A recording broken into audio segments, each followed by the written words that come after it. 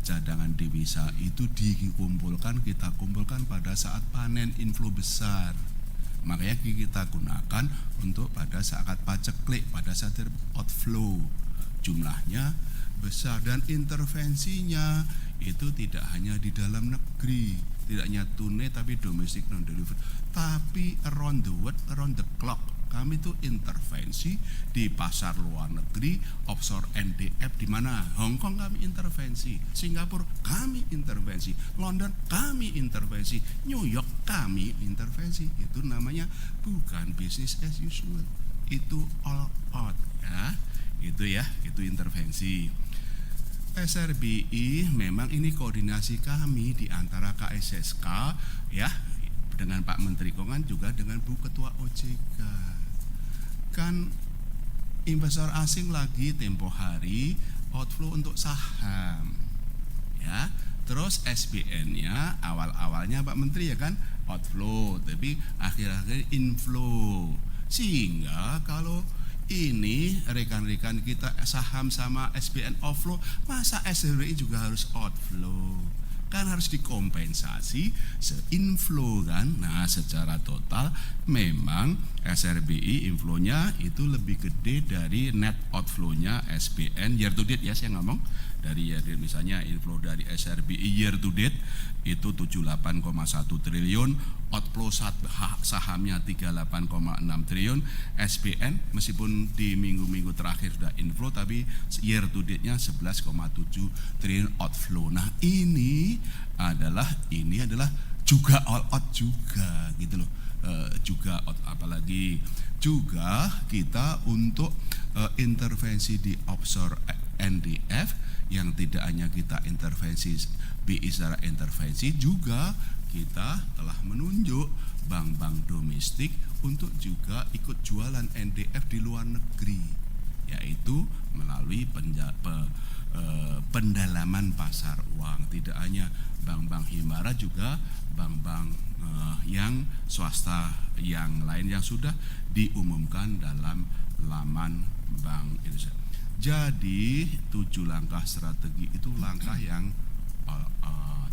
Tapi kita sepakat semua ini secara fundamental rupiah itu kan under value. Ukuran fundamental rupiah itu apa sih? Pertumbuhan ekonomi, Pak Menteri tadi menyampaikan 5,61 Pak Menteri ya, salah satu yang tertinggi di G20. Inflasinya rendah 2,42%. Terus neraca perdagangan tadi saya bilang surplus. Cadangan devisa juga kita tinggi. Bu Ketua OJK, kredit juga tumbuh tinggi. Jadi secara indikator itu fundamental ekonomi kita tuh kuat. Nah pertanyaannya, loh Pak, kok ada pelemahan rupiah? Seluruh mata uang dunia itu melemah. Kita jaga tingkat pelemahannya itu tidak terlalu tinggi dengan all out tadi loh, tidak all out. Nah kenapa rupiah itu melemah? Nilai tukar negara lain juga melemah, yaitu faktor global. Kemarin saya sampaikan karena kenaikan harga minyak, tensi geopolitik di Timur Tengah. Demikian juga suku bunga Amerika Serikat meningkat tinggi 4,41%. Dolarnya juga kuat dan investor asing juga lagi outflow dari seluruh negara emerging market. Ini kondisi globalnya begitu.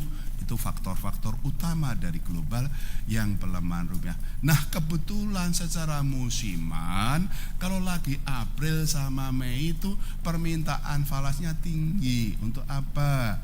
Untuk kita doakan seluruh masyarakat kita yang ibadah umroh dan haji itu ya insya Allah nanti sehat, makbul, mabrur, dan kita pastikan kebutuhan dolarnya terpenuhi. Juga bulan April Mei itu memang korporasi banyak yang repatriasi dividen, membayar utang luar negeri baik bunga dan pokok. Memang kondisinya begitu.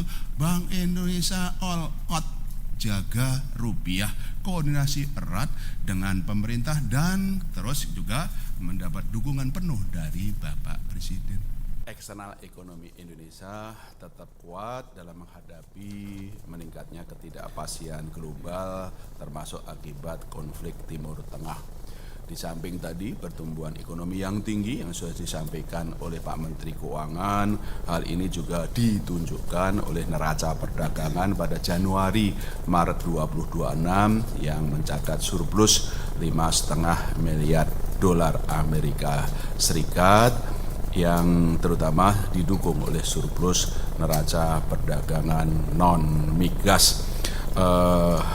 Capital inflow atau portfolio inflow juga terjadi aliran masuk modal asing yang pada hingga 30 April pada triwulan 2 mencapai 3,3 miliar dolar Amerika Serikat, terutama pada instrumen SRBI dan SPN.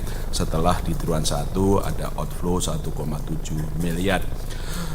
Nilai tukar rupiah juga stabil dengan langkah-langkah Bank Indonesia. Tingkat pelemahan rupiah juga terjaga sebanding dengan negara-negara lain. Demikian juga posisi cadangan devisa juga lebih dari cukup, pada akhir Maret tercatat 148,2 miliar. Informasi yang kedua, inflasi sebagaimana kita ketahui juga rendah pada April 2026 sebesar 2,42%. Inflasi intinya juga rendah, harga-harga pangan juga terkendali, juga administrative prices juga rendah, dan ini merupakan cerminan dari kondisi fundamental karena inflasi terjaga rendah pada sasaran 2,5 plus minus 1%. Bank Indonesia terus berkoordinasi erat dengan pemerintah termasuk koordinasi kebijakan Bank Indonesia dengan kebijakan fiskal dan juga koordinasi erat di dalam kebijakan KSSA. Bank Indonesia terus memperkuat bauran kebijakan moneter, makroprudential, sistem pembayaran didukung oleh pendalaman pasar uang untuk memastikan stabilitas dan eksternal ekonomi Indonesia kuat dan mendukung pertumbuhan ekonomi yang tinggi.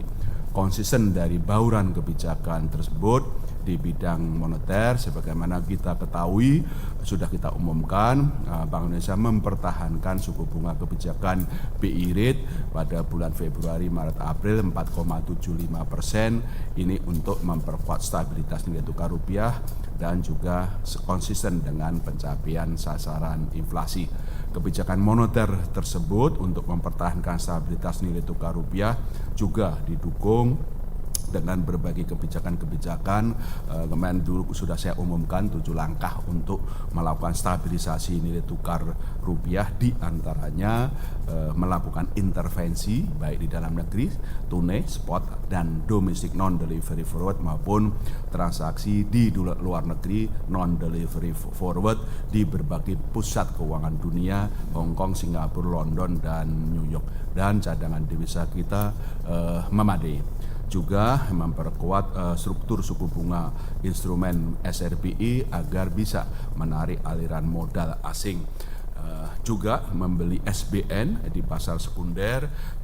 Sejauh ini kita sudah membeli hingga 4 Mei 2026 membeli 123,1 triliun rupiah sebagai bagian dari eratnya koordinasi moneter dan fiskal. Juga menjaga kecukupan likuiditas di pasar, antara lain dengan menjaga pertumbuhan uang primer double digit di atas 10% dan bahkan terakhir pertumbuhannya 14,1%. Itu langkah-langkah utama di kebijakan moneter didukung oleh langkah-langkah pendalaman pasar falas, termasuk diantaranya memperkuat kebijakan transaksi falas, yaitu antara lain adalah peningkatan threshold untuk pembelian dolar dengan yang harus dengan underline itu diturunkan dari 25 juta menjadi 50 juta menjadi 25 juta per orang per bulan.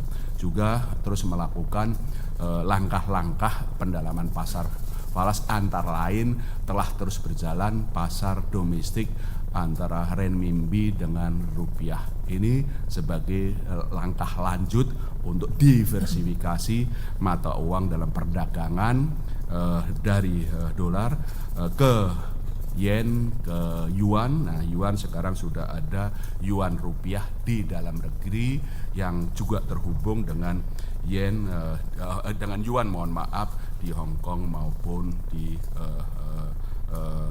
Cina.